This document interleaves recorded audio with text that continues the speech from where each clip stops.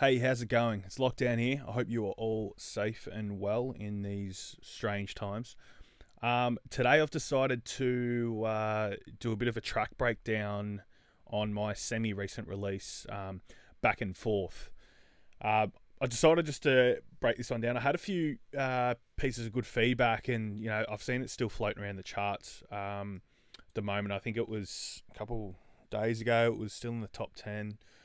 Might be sort of floating around there still now. I'm not too sure now, but I just thought I'd just run through each section and just give you guys a bit of an insight of how I did things and why I did things. I'll just run through and briefly explain some stuff. But for you guys who haven't actually heard the song, I'll give you a little preview now. Move my body back and forth. Back and forth. Back and forth. Back and forth. Back. So that's it there. It actually made it to number 2 in the Electro House chart. So close to number 1. But yeah, I thank everyone who had purchased a copy and supported the cause. Just really quickly as well, I'm actually going to be exporting a whole bunch of sounds from this session, and I'm going to throw it up my website, www.lockdownmusic.com, and you'll see a big button in the middle which says sample packs. Click that, and I'll throw this up there for, I don't know, $5. All right, well, let's get into it. We'll start with the kick and bass. So I didn't do anything majorly to the kick. I'll just give it a bit of a loop.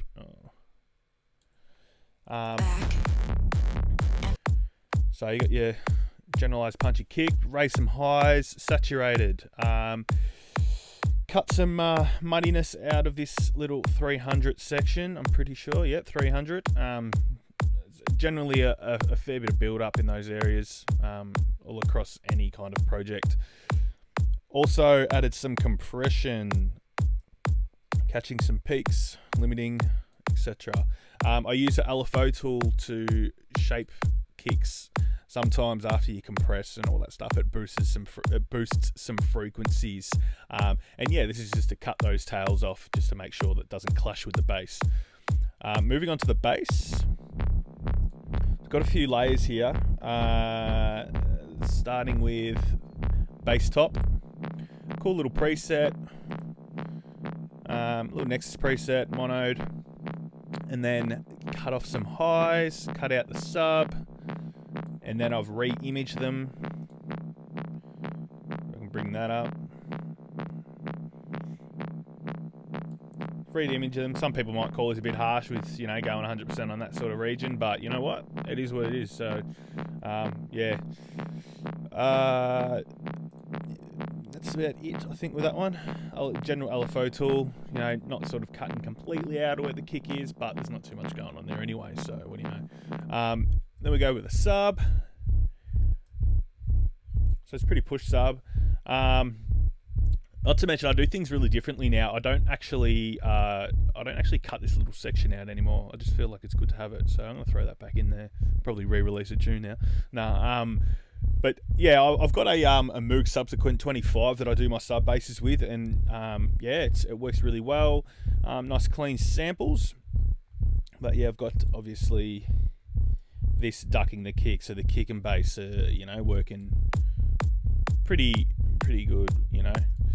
Also as well, a hot cue, an auto filter to the master, so practically when I click cue, I can just hear what the sub's doing. So you can see there's a fair bit of gap between the kick and the bass, and they sit pretty nicely. So moving on, we go to little drop effects. Actually, before we go to the drop effects, in the last drop, I've actually added a sample from my single "Helpless" that got to number 1 in, it was October last year, October 2019, I think, something around there. This little bass shot here, so cool little addition. Altogether, sounds pretty dope.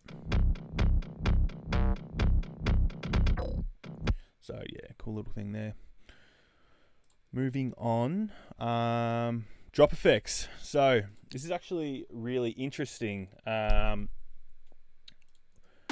actually can't remember exactly. I can't remember exactly what I used, but it was something really random that you wouldn't use. Like, I don't know. Man, I would use a kick. I would use a kick in this instance. I do think of some random things, and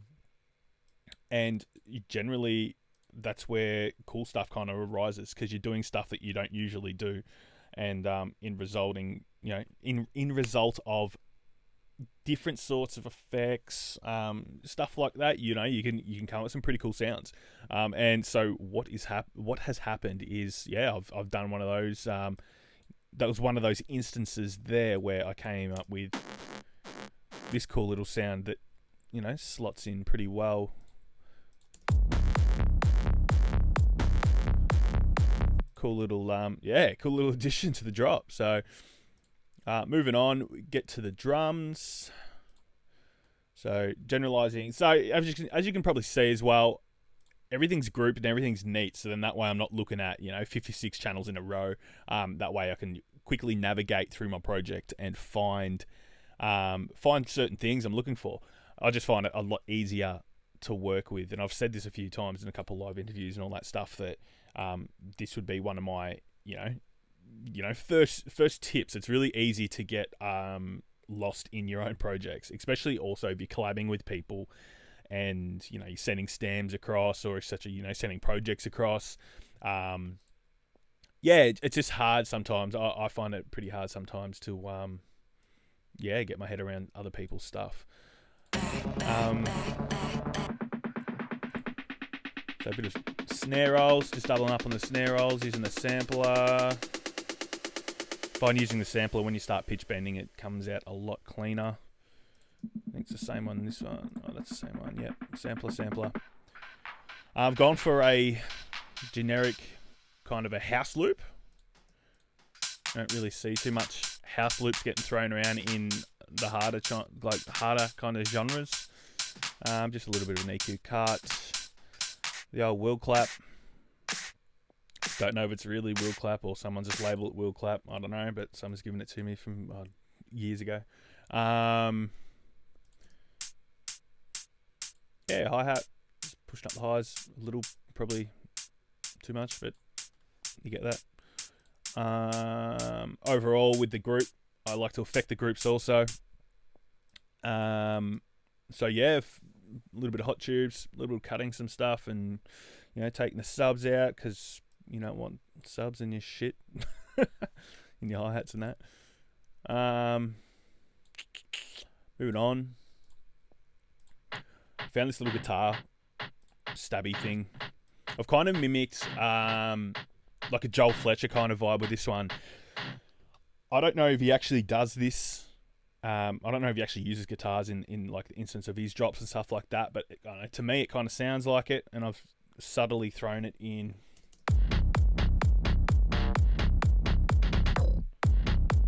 So works. Definitely works. Definitely gives it some little point of difference. So that's that little guitar bit. Synth was actually a pretty late addition. Yeah, pretty late addition to the track. Kind of just threw it in there at the end. To be honest, to be completely honest, I don't love it, but it's in there now. So I think I'll just use the Serum preset. Cutting off some lows. Obviously, LFO tool doing the general stuff, ducking it. I don't find myself doing this. It looks like I've done this on nearly every track, cutting out this 300 range. I do not condone it anymore. I find, and I'll probably find out pretty quickly, that the more you do that, the more you're obviously cutting out that frequency of your whole overall mix, and it's hard to obviously get frequencies back that you've decided to get rid of. And it can just lead to a bit of a hollow sound. I don't know if that's the correct terminology in this instance, but a hollow sounding kind of end result. So I don't really condone it anymore. I rather now go over with like a dynamic EQ and span, that free plugin span, by the way. It's really good. Jump on that. And yeah, I kind of just like to go over that now and just find the frequencies either by ear, or if you can't, sometimes you can't you can't hear them by ear, so you can kind of see them poking up a bit, like sub frequency sometimes and stuff. But yeah, and go through and manually cut some stuff out. Now the vocals was a splice special, so back Kara, and forth. practically anyone who has splice knows who Kara is.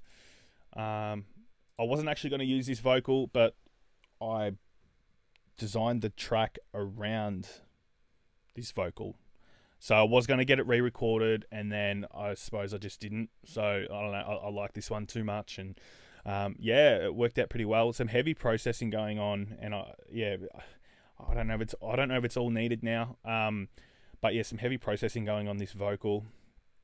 And by the way, I just want to just say right now, should have said it at the start, what I'm doing isn't the same as what someone else is doing in the sense of processing and stuff. It might not be right in some people's eyes, but you know what?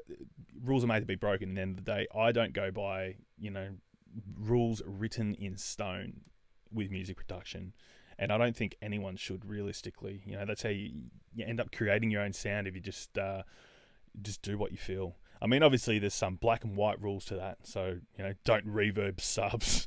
But, yeah, look, don't get caught up with people. There's probably going to be some people watching this criticizing everything I'm doing. But you know what? Big thumbs up to you. Good on you. I don't give a fuck. So,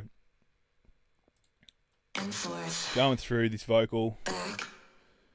Yeah, so some OTT, Camel Crusher, which is another free plugin, which is a really good one. Jump on that.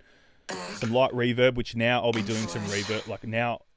Projects now I reverb a lot differently to that. I'm always changing the way I do stuff, so I'm generally not doing the same thing and getting bored of what I love doing.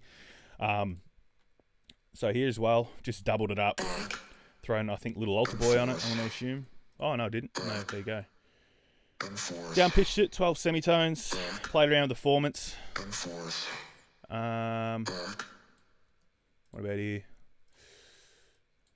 Move my body. Little cuts. There's something really special I want to show you as well in this effects. Now this is going to be a little lockdown exclusive thing that's going to happen very shortly. As you can see, the effects here, quite wide, Valhalla room, some LFO tool, the spread over here. This is one of the first editions. It's been updated since now, but this is what it generally looks like. Plugin developed by some big brain good guys over here. It's my first plugin, the Super Spreader, or now known as the Spreader, which will be coming out to my store very shortly. So just keep your eyes out for this, and it's going to be a fucking little banger. So moving on, we've got these little vocal rolls I made here with the vocal cuts. Cool little ones there. Same as here. Using the Appreciator, use the vocal cut, a bit of automation, and the Smile. A good little plug-in to have. It's this thing. A bit of something over here. Yeah, so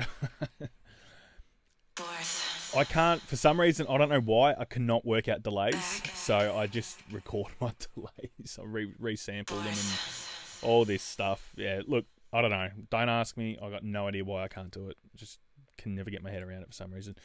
Moving on to the break. So in the break, got this little cool noise. Don't know what it is, but yeah, it's a Nexus thing. A little bit of a harp over here. Again, cut the frequencies off. All together, just saturating a little bit. Again, compressing a little bit, which doing nothing. Well done. Also, got a sub, which is a Diva spec. Diva is a really good plugin as well. If you're in the market to get another synth, you get this one. I don't know what is going on. Get this one, Diva. This is a good one. It's a bit more. It's modelled a bit more off analog stuff, which can be very confusing to get your head around. But if you got the time to learn and all that stuff, and and you want to expand your horizons in the production realm, dive in, go and test yourself. And then I've just got an effects group with all your boring stuff like rises, impacts, white noise, stuff like that. The less, in my opinion, the less you use, the better, because it means you've got enough elements in your song to for its own legs. So you don't need to support it with this sort of stuff. But you know what? You can have 1,000 channels of these, and if it makes things better, it makes things better. At the end of the day, it's all up to you and how you do it. And last but not least, the silent sidechain clap. Look, if you don't know about this, there is videos all over YouTube explaining what this practically. You have this silent channel with your claps, which are meant to imitate the flicks of your kick. And what you want to do is put a generic compressor on, say, your vocals or whatever, and then route it to this channel here. And what it's going to do is it's going to duck when this click plays. There's more in-depth YouTube stuff about this. I might do a video in the future about it, but let's just, we'll just leave it at that for now. We've also got some little A/B compression or something. What is the vocals doing? So, yeah, dynamic compression. Sorry, my 3 screens are playing up with me here. Yeah, a bit of dynamic shaping. Oh, wow. Didn't mean to open that. Bit of dynamic shaping. And then the same with this one. I think it might be a lead. Oh, no, this is the vocals. So, synth and vocals. So I should have read that before even explaining it. Parallel compression. It's a good little thing to have. It really just pumps up some different aspects of it. You can choose what range you want it to affect. If you're lacking a certain spot, and that should fix it out for you. And the master chain is not really my master chain. It is just something to get it loud enough. I don't know. I like vibing in the studio with some loud tunes, but always protect your hearing. Don't go stupid and destroy your hearing over a mix down that you're probably not going to do. Look, this has been it. I'm so keen to do more videos like this in the future, so please let me know what you think about this one. Send me DMs to let me know what you want next. I'll get into it and do it. And don't forget that sample pack. Jump onto my site, lockdownmusic.com, and grab yourself that sample pack. Look, I'm sure there's going to be some absolute heat in there. And you know what? I might even do a Dark Collections 4 coming up as well. So hit me up. Let me know what you guys think. Hope you guys have enjoyed it and learned something and taken something from this.